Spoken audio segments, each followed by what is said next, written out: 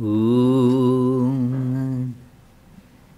भद्रं कर्णैभिः शृणुयाम देवाः भद्रं पश्येमाक्षभिर्यजत्राः स्थिरैरङ्गैस्तुष्टुवागं सस्तनूभिः व्यशेम देवहितं यदायुः स्वस्ति न इन्द्रो वृद्धश्रवा स्वस्ति नः पूषा विश्ववेदाः स्वस्ति नस्तार्क्ष्यो अरिष्टनेमि स्वस्ति no बृहस्पतिर्दधातु Om Shanti Shanti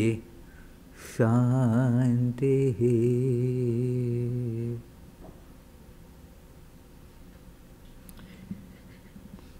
Let us now pray together. We offer our salutations to the all-loving being who endows all beings with consciousness. We meditate on the Lord, who is the origin of the universe. Lord, Thou abidest in all. Thou art all. Thou assumest all forms. Thou art the origin and goal of all. Thou art the self of all. Thou art existence, knowledge and bliss. Salutations unto Thee. May the world be peaceful. May the wicked become gentle. May all creatures think of mutual welfare. May their minds be occupied with what is spiritual and abiding. May our hearts be immersed in selfless love for the Lord.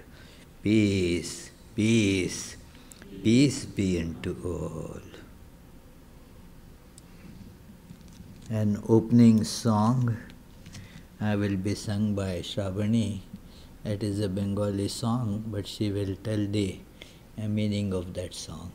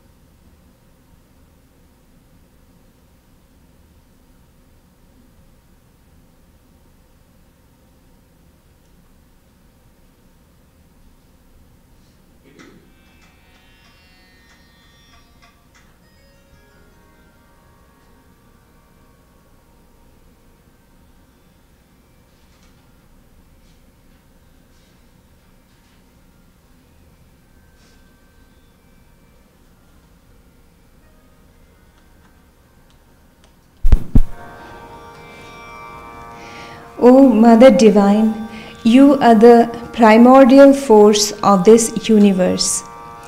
As a part of your divine play, you take the form of the concert of divine incarnations. Nay, you are also the mother of all incarnations, such as you take as concert you had been Sita, Radha, and in this age, Sri Sarada Devi. As Sri Sarada Devi, you have flooded this vast world with your love, compassion, and spirituality. O benign Mother, source of all goodness, please reveal yourself in the lotus of my heart. Your feet is worshipped by great gods and sages day and night. I am blessed to witness that lotus feet of yours.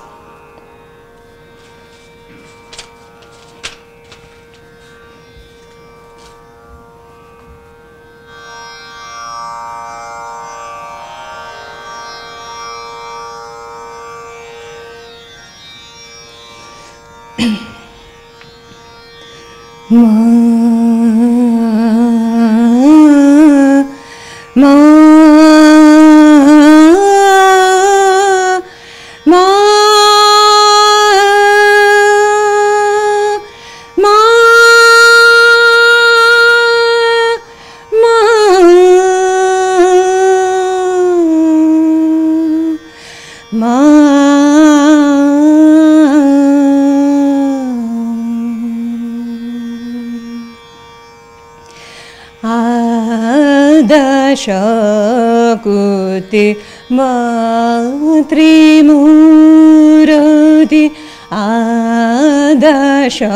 Adashakuti Matrimurati Sharbo Avataro Janoni লীলাতে আবার তুমি নাকি সাজো লীলাতে আবার তুমি নাকি সাজো যুগ অবতার সঙ্গিনী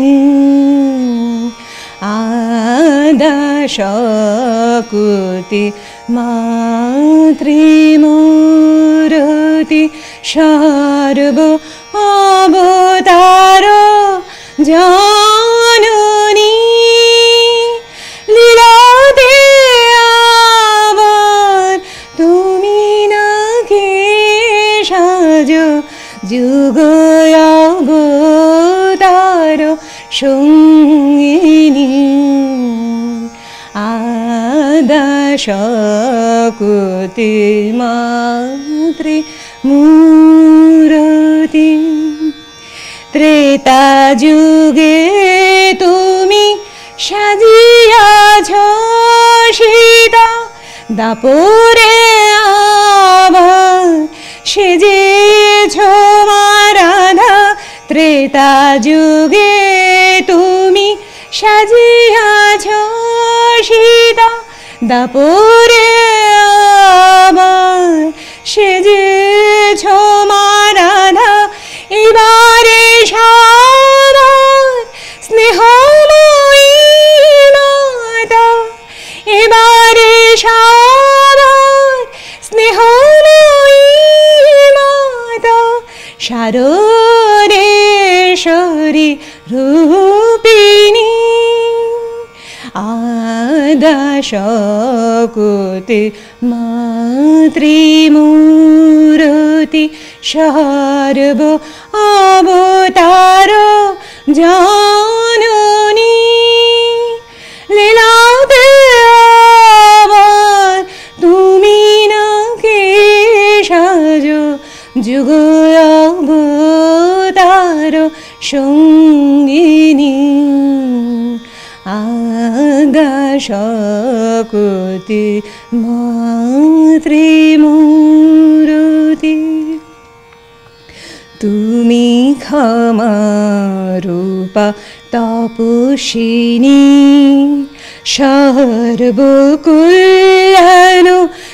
সর্বকল্যাণকারিণী তোমার মাতৃ স্নেহ সুরধুনি ভাসালো বিশালো ধরণী তুমি ক্ষমারূপা তপস্বিনী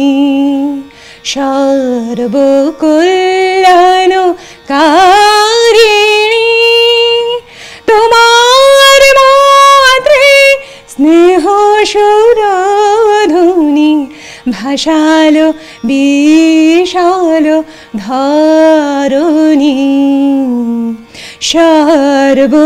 সর্বমঙ্গলা জননী আমার মা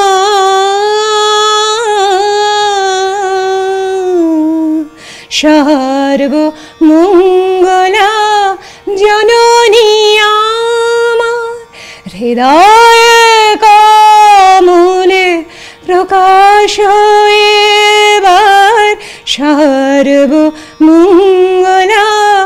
জননী আমার হৃদয় কমলে প্রকাশ এবার দেবতা বাঞ্ছিত শ্রীপদ তোমার দেবতা বাঞ্ছিত শ্রীপদ তোমার নিহারি আখে ভরে দিবস রজনী Ada Shakuti Matrimurati Sharbo Avataro Janani Lila de Avar Tumina Keshajo Jugavataro Shungini Ada Shakuti Matrimurati Ada Shakuti Matrimurati Ada Shakuti Matrimurati.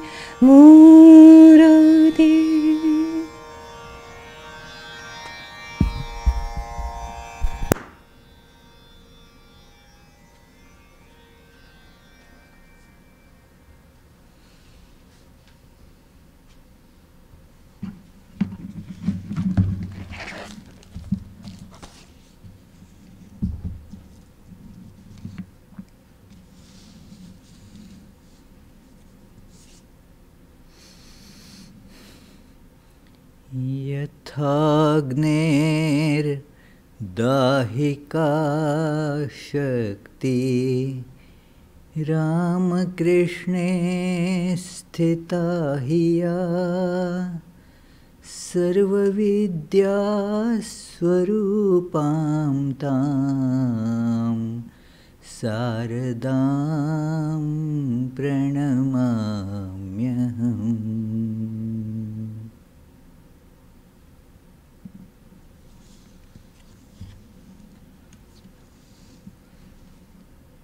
Yesterday, friends, there was the celebration all over the world at many places of the birth anniversary of Holy Mother Sarada Devi according to the lunar calendar that is followed in India.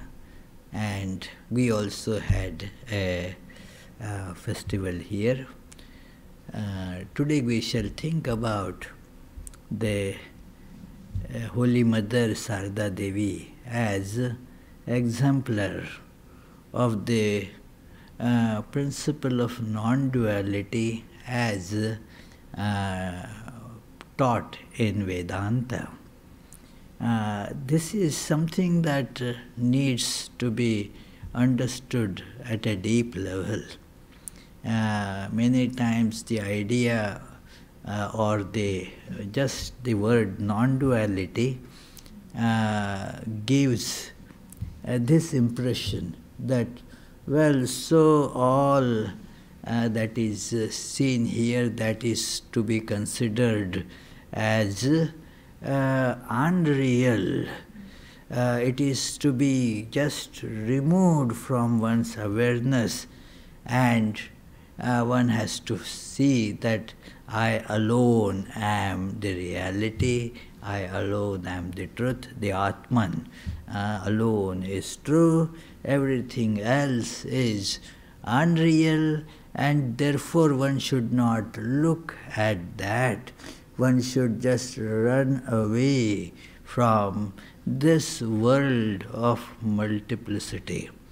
This world is to be shunned. But this is a wrong understanding, not what the sages want us to see as non-duality. It is not in any way running away from the world, because then you establish the duality there, that there is the world from which one has to run away, and then I, who is running away. This duality is emphasized by such action that, okay, there is this world and there is this God. So if I have to go to God, then I have to run away from world. As a matter of practice, maybe to reduce the attraction of the world or get over the tremendous attraction of the world that we have. This idea could be a useful tool for a while. But that is not the ultimate principle. And that is what is shown by Holy Mother in her life, that it is a life free from all contradictions, life of wisdom, where the principle of non-duality is experienced. A Vedantic non-duality is not a theoretical concept. It is not something that can be understood just rationally. A rational perception or rational understanding of non-duality is again just dwelling in duality and confining the truth, the absolute, trying to put it within the limits of our understanding. Our understanding is limited. It is bound by our faculty of reason and so forth.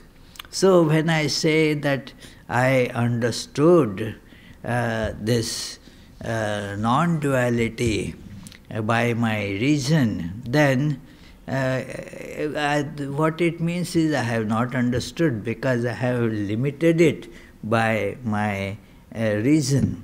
It is, how can you limit that which is unlimited? Vedantic non-duality has always been taught as a matter of irrefutable, direct experience. It is, one can question it on the basis of reason. That reason can do, if you want some rational explanation of that experience, it could be given. But through reason, one cannot experience that.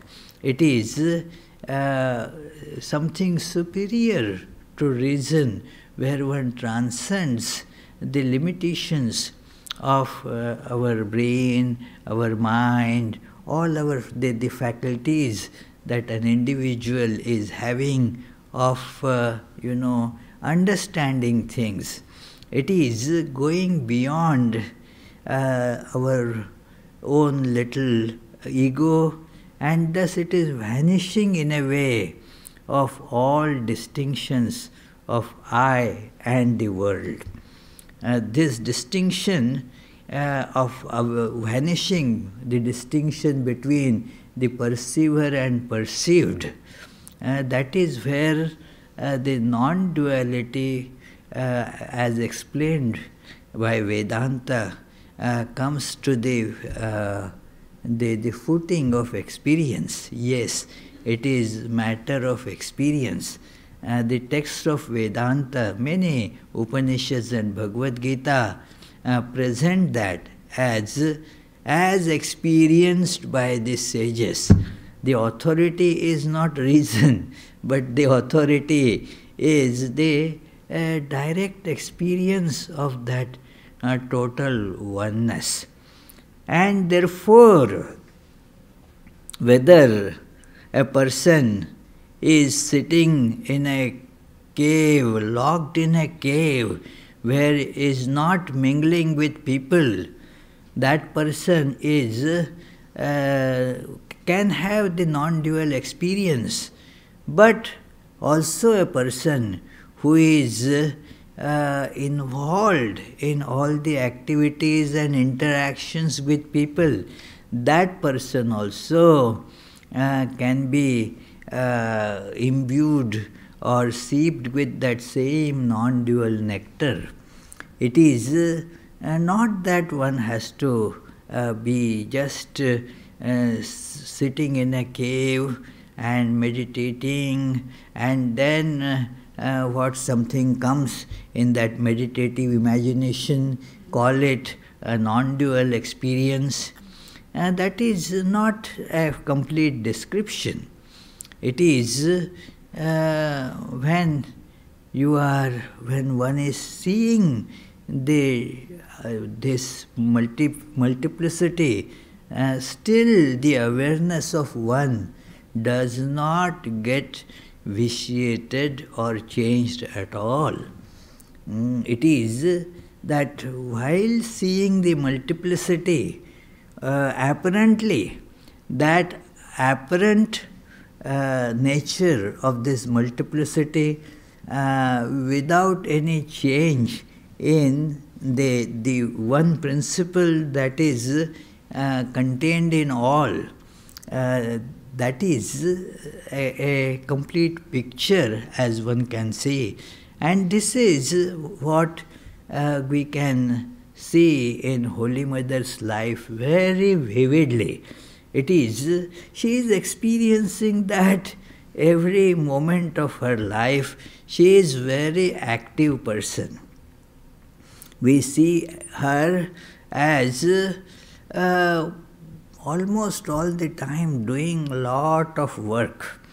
It is when she was living with Sri Ramakrishna and cooking and doing many other works there. She was cooking for so many people in a very small space. One will not be able to be, be satisfied that one can do so much work in that such a small space. It is just about 8 by 8, means that much, less than 70 square feet space. In that, she would live and also cook for all those who would come also to Sri Ramakrishna, not just to Sri Ramakrishna, not just for Sri Ramakrishna, but also many devotees who would come there and then would have meals cooked by her. So she was doing that, and there was no contradiction between doing this work and meditating and being immersed in the divine awareness. She would meditate, do her, all what is normally called as spiritual practice, worship and other things. She was doing that. She never said that, gave an excuse that lot of work is there, so I won't do that. That was being done, and yet all works are taken care of too. No contradiction between them. And thus you can see that her awareness remained the same, whether there is a lot of activity or there is no activity. Sri Ramakrishna would exemplify this with this idea that, look, a snake, sometimes it is just coiled up, not moving. It is a coiled up snake, not moving. And sometimes that very snake is moving. So both are the same snake. So it is similarly that same inner awareness, whether one is sitting and meditating or one is intensely active in serving the people. There was no word of, being too tired and wanting to run away, and nothing like that. She would happily continue with all those works and yet was very satisfied about it, and would continue her meditations as well. You can see that there is no change in the perception of non-duality there, that the same awareness in while meditating and while working and interacting It is a very harmonious nature that is expressed by non-duality. Our awareness is impacted by changes in the world, and so that makes us sometimes upset. Sometimes we are okay, happy and elated. At other moment we get depressed. We get angry with people at times, and at times, well, we are just running to them and getting attracted by them. So, and it happens with they just continuous like a flux, that there is attraction and there is repulsion. Both are because of the ignorance of the basic idea that only the superficial aspect is changing. Like the ocean, you see the waves. Sometimes the waves are a lot. Sometimes the ocean is calm and not so many waves. But that is the ocean. It is the same ocean. Sometimes that ocean is wavy, at lots of waves. Sometimes there are not so many waves. So similarly, you will see that these activities, these interactions, dealing with so many works, that is there. And yet there is that underneath, that calmness is there. So that is how we see this Holy Mother doing all these chores, just like a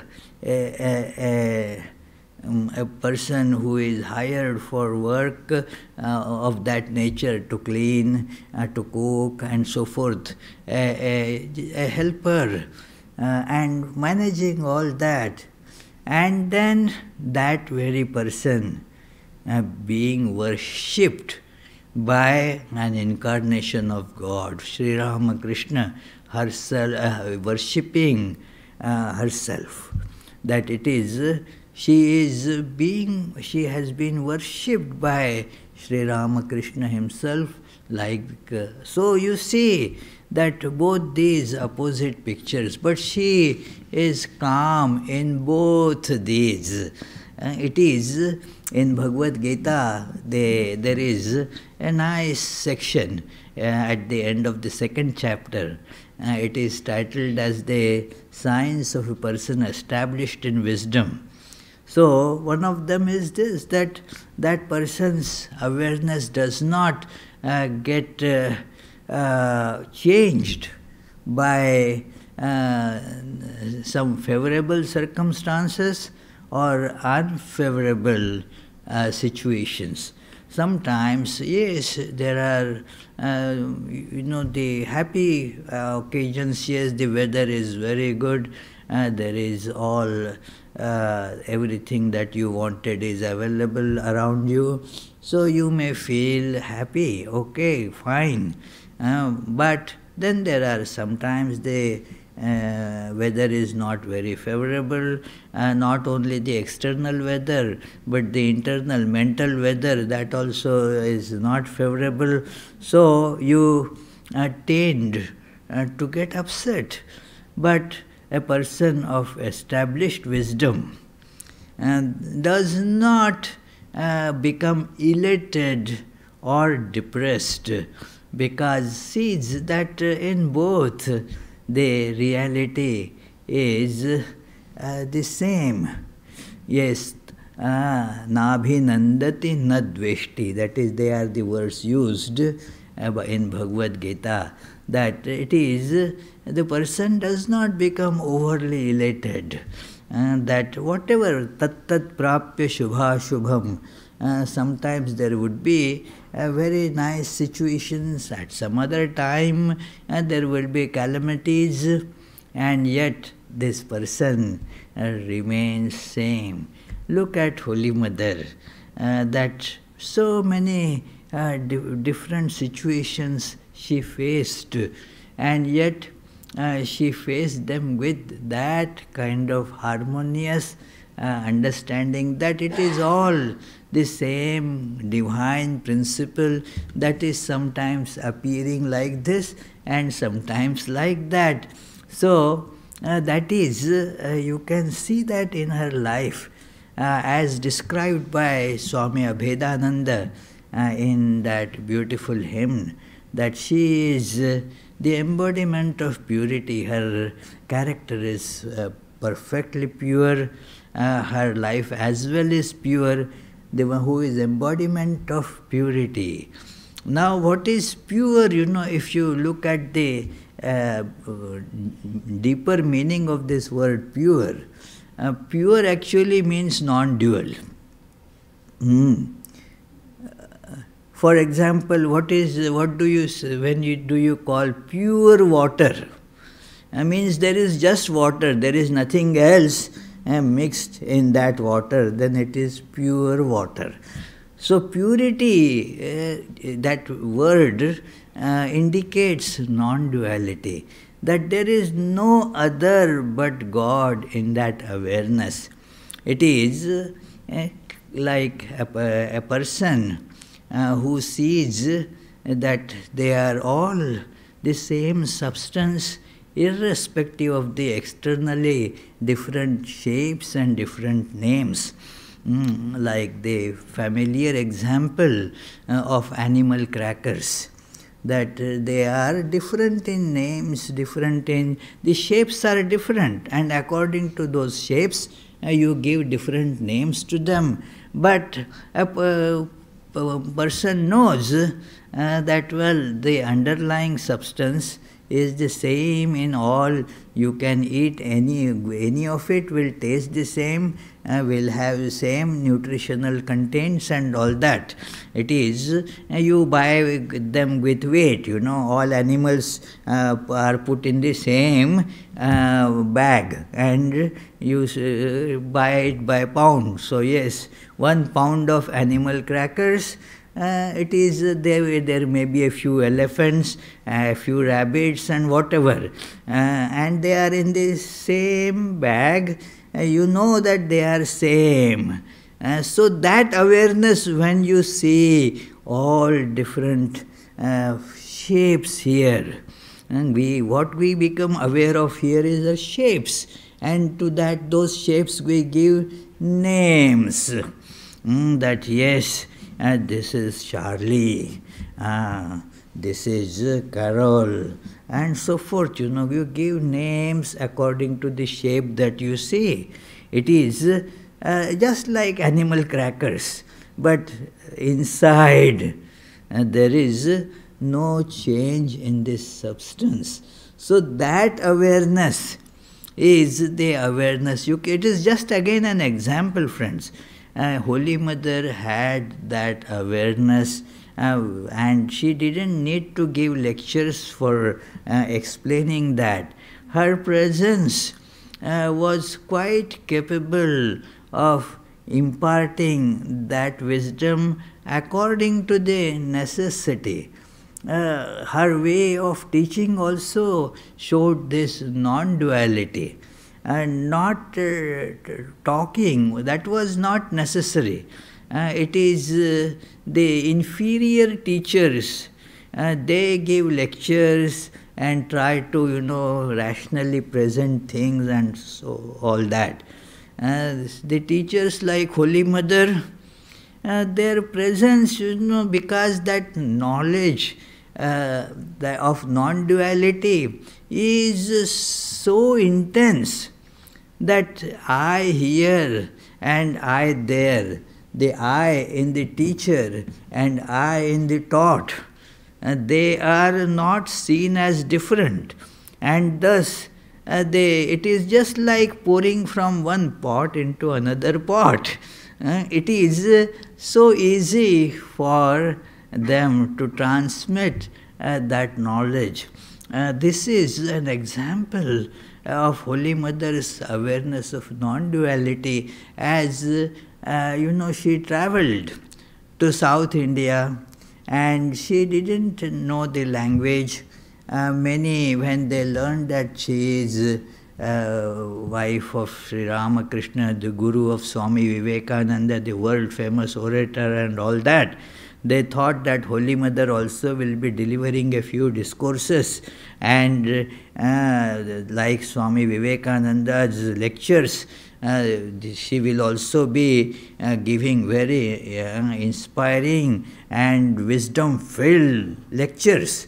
So some of them approached the managers there at the ashrama in Madras, that it is when her lectures were placed, and they were very sad that, well, she is not going to give any lectures.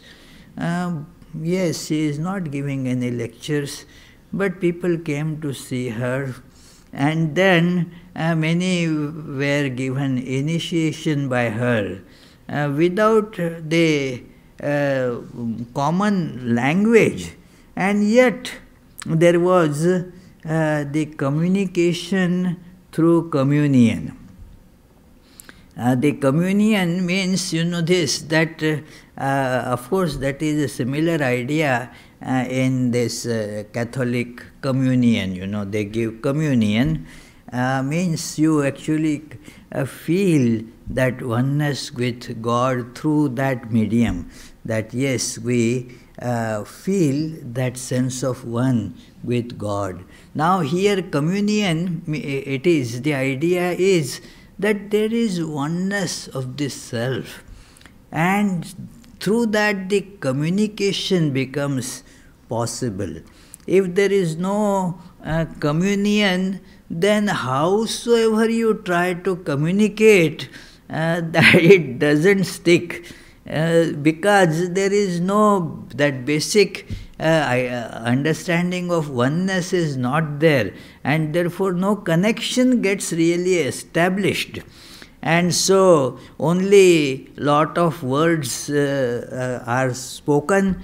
Words means what? Lot of air is displaced from one place to other place, and then just it is heard, nothing, no impact takes place. It is to a student like me, the teacher would say like that, that hey, you have understood what I am telling, and then would seek from my face or my replies that I have not grasped anything that the teacher was trying to tell. And so he would say, hey, it is like just I was blowing a pipe, that's about it.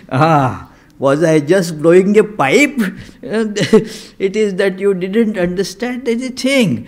So, even though a superficial understanding is established when people pay attention to the words, but the wordless principle often doesn't get grasped because there is not this communion. Holy Mother, because of that perfect communion, did not need the external medium of language. They taught and the teacher both understood everything perfectly well.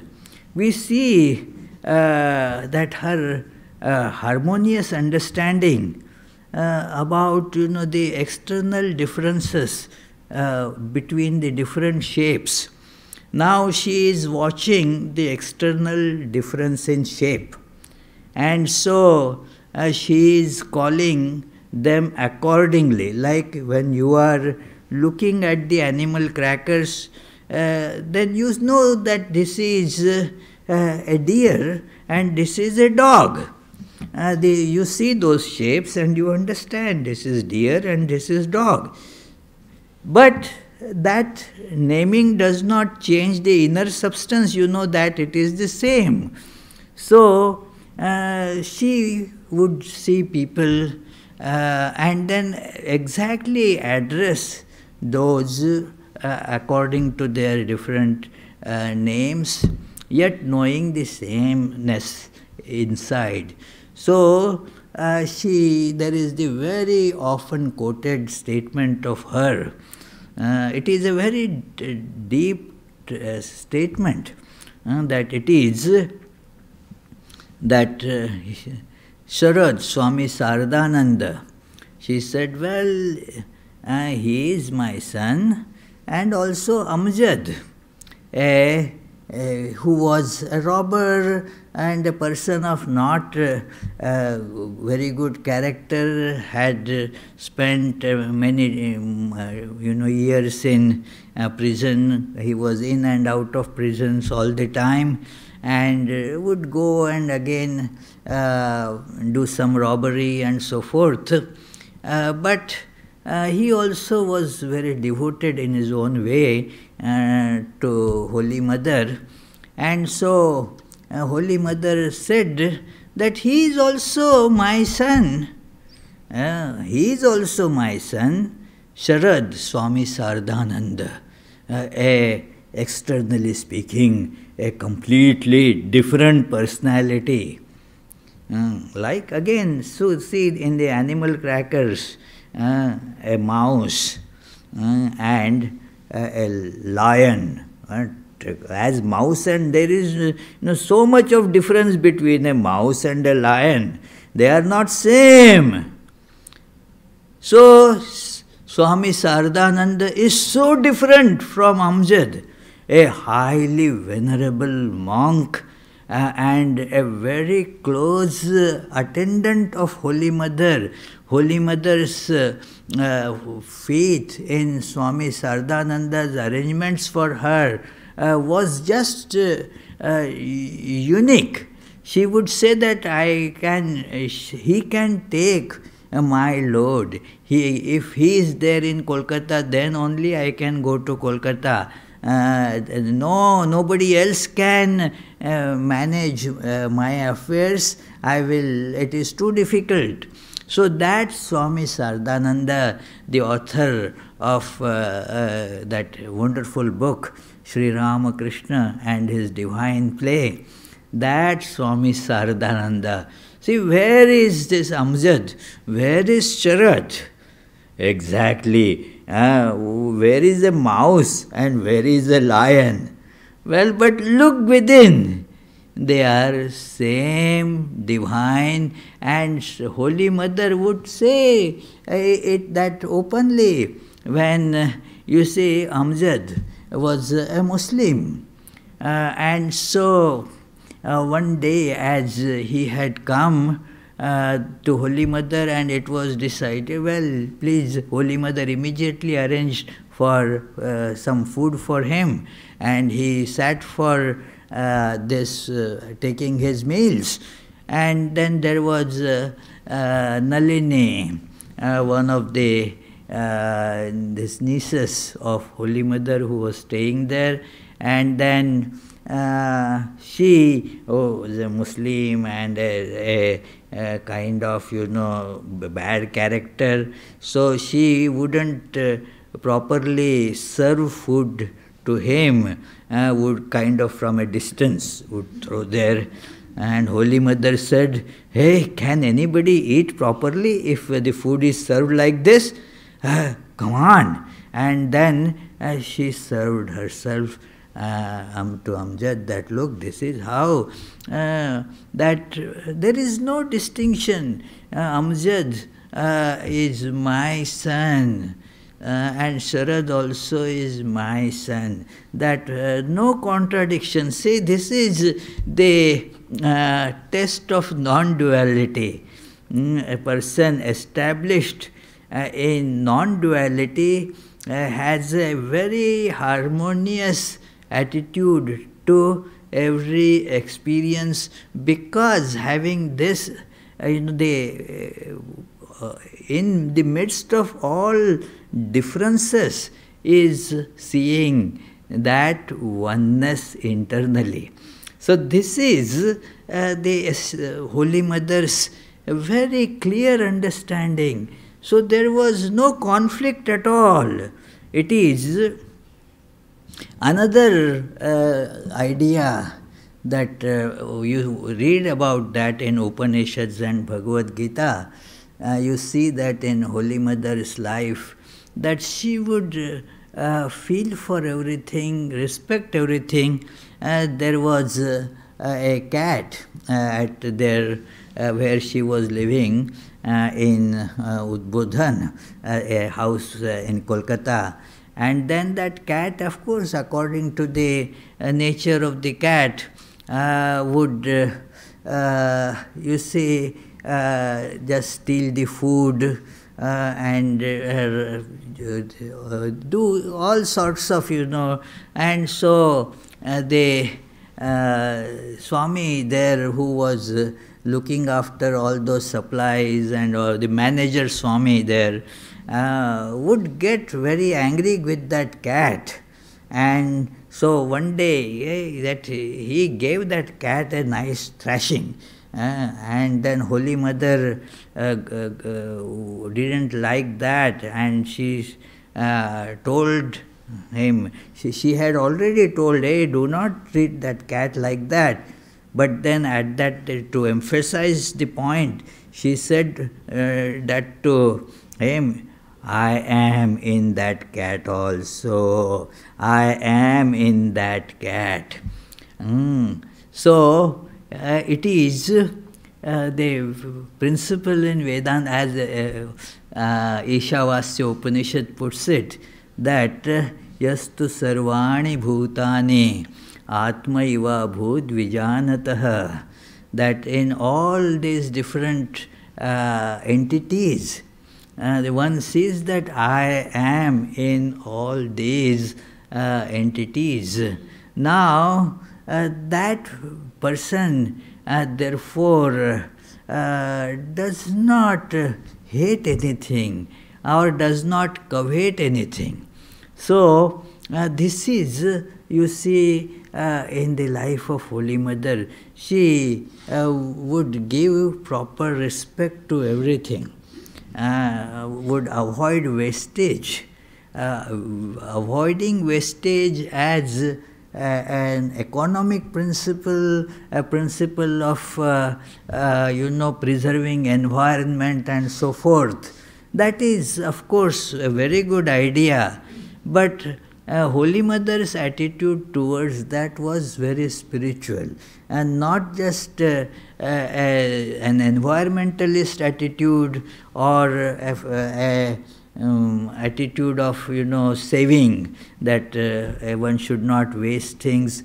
So she would not like anything to be wasted, because when we throw things, what we do, maybe unconsciously, but we are showing disrespect to those things. We are seeing that I am at a higher pedestal and I am throwing that thing. It is disrespect shown to that, and therefore she would not tolerate that everything has to be given its due. It is one day somebody did the brooming. It's a very well documented and often discussed incident, very illuminating, that a broomstick was used to broom things, and after the brooming was done, the one who was doing the work just hurled it in the corner just like that, and in a very casual way. Holy Mother said, hey, is this the way to treat it?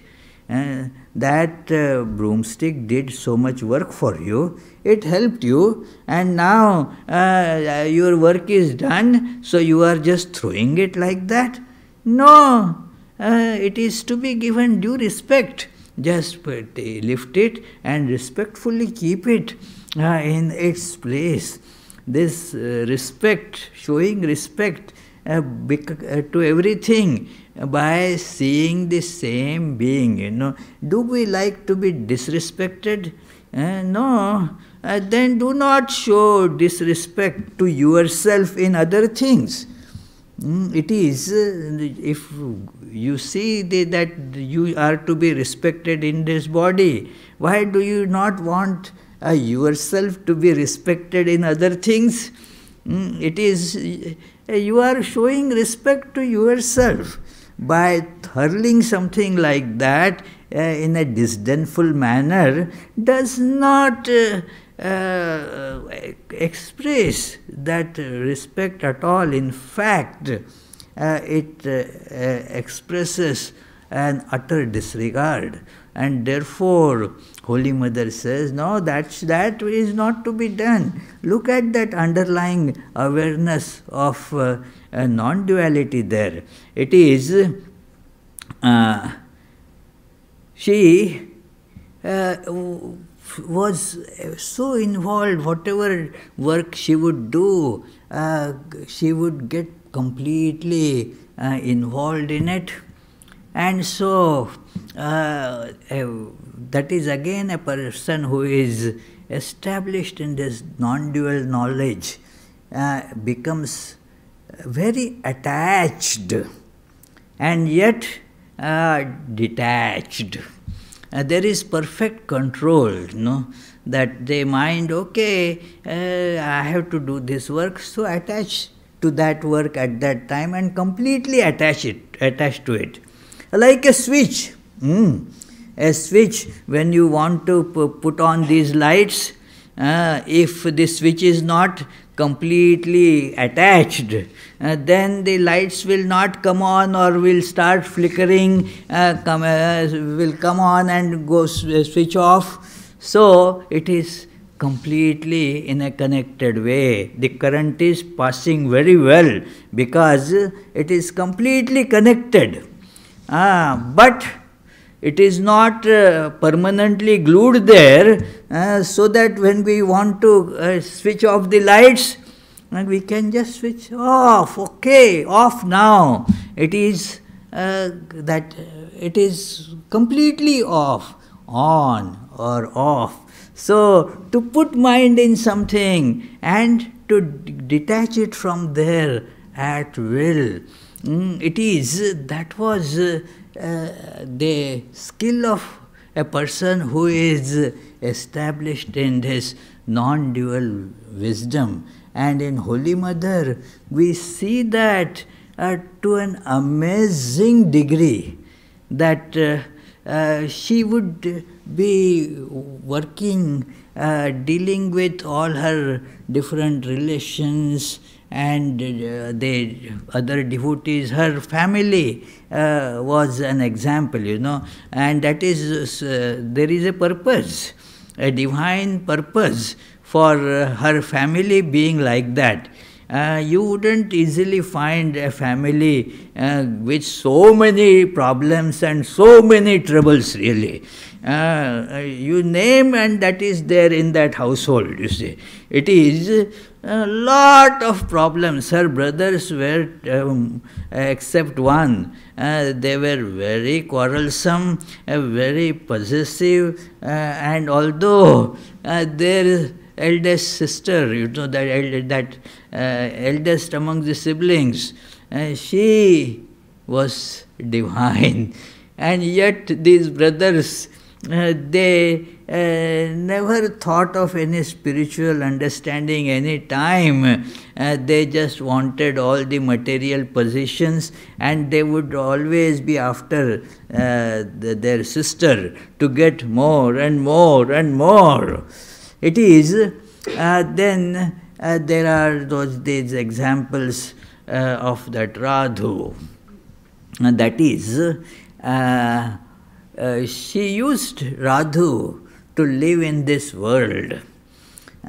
She could hold the body by holding on to Radhu. It is a very intricate phenomena, friends, that Radhu, she saw in vision Sri Ramakrishna telling her that you have to do a lot of work, and then showed her this girl who was whose mother, her father, that is Holy Mother's youngest of the brothers, he had passed away.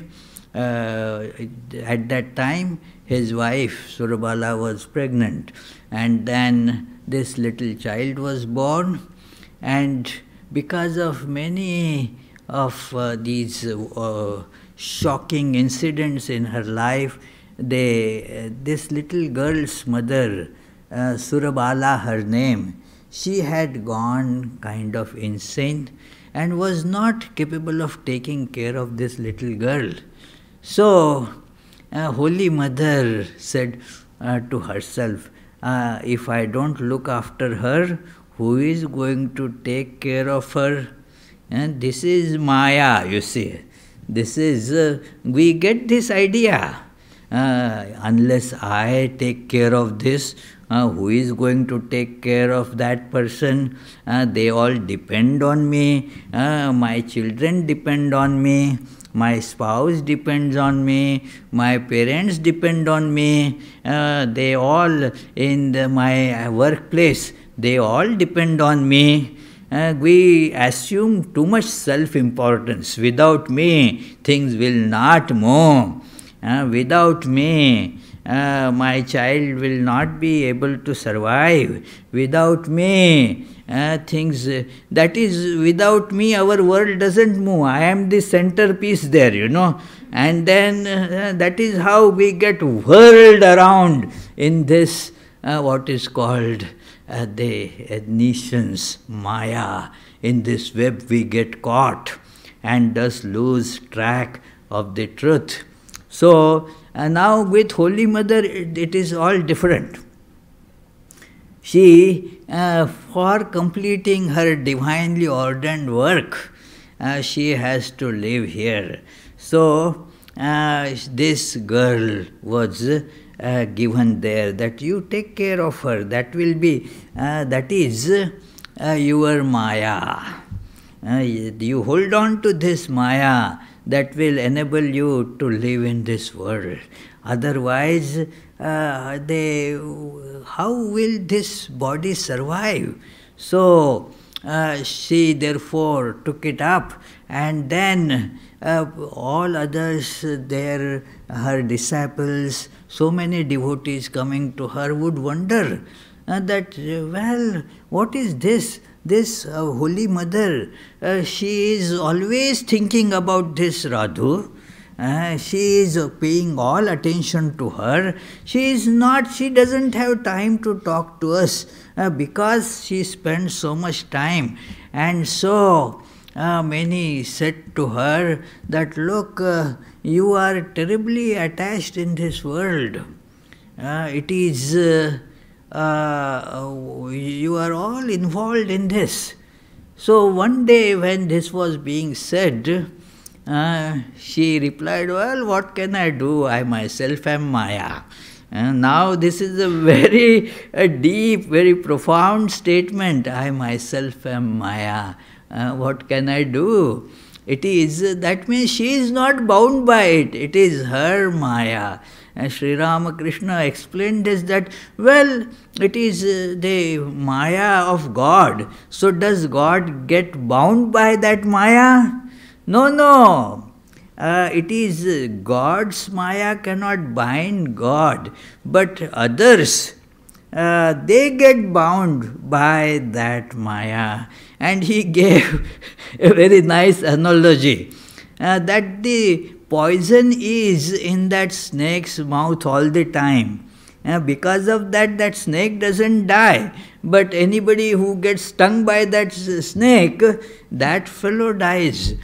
Because of the poison, the effect of the poison is on that person, although the snake has it all the time in its mouth. So similarly, God's Maya is God's freedom. That is how, especially the Tantric texts present it like that it is the wealth of God. God does not get bound by it, but those who see themselves as separate, they get bound by it, they get whirled around by this power of nations. So this is how it is. She is this Maya herself. And so she was not worried about getting caught in Maya. She was able to, at a moment's notice, okay, push aside, done, attach and detach. So when she was sick and was saying that, well, this is, I am going to now leave everything, go, and her sickness was increasing. Swami Sardananda was bringing all different doctors, was trying many types of different remedies, and was trying to tell her, well, you have to look after this girl Radhu and all. She said, well, she will take care of herself. Somebody will, my mind is, I am now detached from Radhu as well. So then Sardananda said, now there is no hope.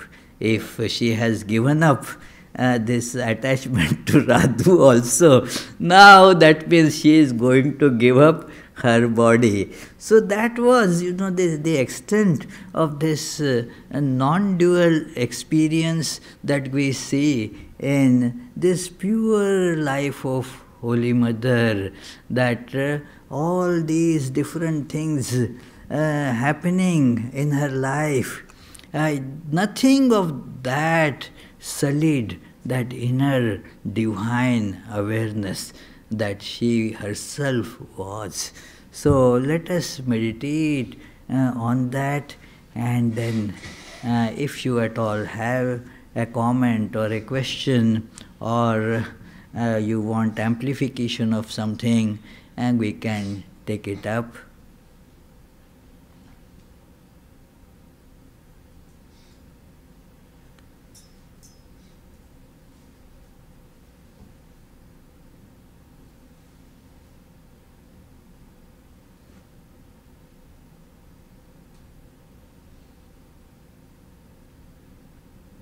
Yes, please.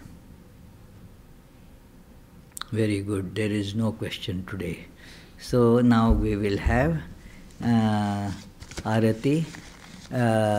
Before that, there will be the who is going to do the offertory today? Quran, okay. So, yes, while she is doing the offertory, let me read the programs in the upcoming week. Next Sunday, there is a very special lecture on a very interesting topic, intelligence, pure, human and artificial. And Shravani Bhattacharya, an expert in this field of artificial intelligence and so forth, a writer on these topics, she will be giving this special oration. The other programs during the week, the Tuesday and Friday classes at 7:30 p.m. will go on as usual. On Tuesdays, the topic is Sri Ramakrishna and his divine play, and on Fridays, Jnana Yoga. So, and every morning and evening, the meditations and prayers, they go on as usual. Let me conclude with the closing prayers, and then you are all invited to join the soup supper. May the Divine, who is Father in heaven of the Christians, Holy One of the Jewish faith, Allah of the Muslims, Buddha of the Buddhists, Tao of the Chinese faith, Great Spirit of the Native Americans, Ahura Mazda of the Zoroastrians, and Brahman of the Hindus, lead us from the unreal to the real, from darkness to light, from death to immortality. May the all-loving being manifest himself unto us and grant us abiding understanding and all-consuming divine love. Peace, peace, peace be unto all.